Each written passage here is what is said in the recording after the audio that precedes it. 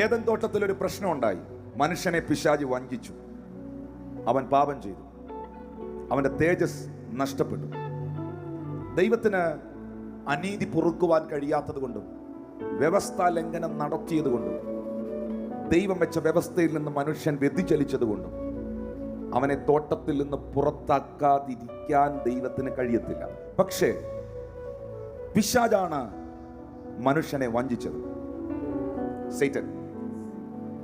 സ്വർഗത്തിലെ ദൈവം മാനവകുലം ഒരു പ്രശ്നത്തിലായി എന്ന് മനസ്സിലാക്കിയിട്ട് 1 വർഷം കഴിഞ്ഞല്ല, 10 വർഷം കഴിഞ്ഞല്ല, ആ പ്രോബ്ലം അവിടെ നടന്നുകൊണ്ടിരിക്കുമ്പോൾ, ആ പ്രശ്നം ഉണ്ടാക്കിയ പാമ്പ് അവിടെ നിൽക്കുമ്പോൾ, ആ പാമ്പ് പോകുന്നതിന് മുമ്പ് ദൈവം അവിടെ സൊല്യൂഷൻ ഡിക്ലെയർ ചെയ്തു.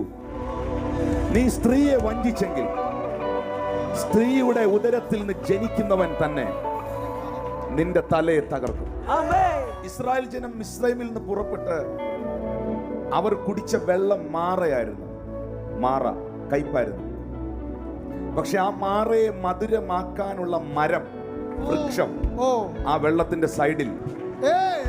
Solution is there. ഒരു വൃക്ഷം പെട്ടെന്ന് വളരുവോ?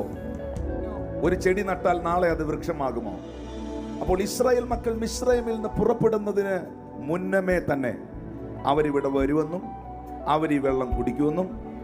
മരുഭൂമിയിൽ വൃക്ഷമെന്ന് പറയുന്നത് ചിത്രകാരന് പോലും വരയ്ക്കാൻ പറ്റാത്ത ഒന്നാണ്.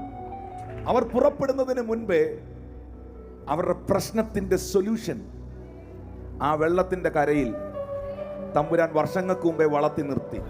ഞാൻ ബൈബിളിൽ എവിടെ പ്രോബ്ലംസ് കാണുന്നുണ്ടോ അതിന്റെ അടുത്ത് തന്നെ സൊല്യൂഷനും ഉണ്ടായിരുന്നു.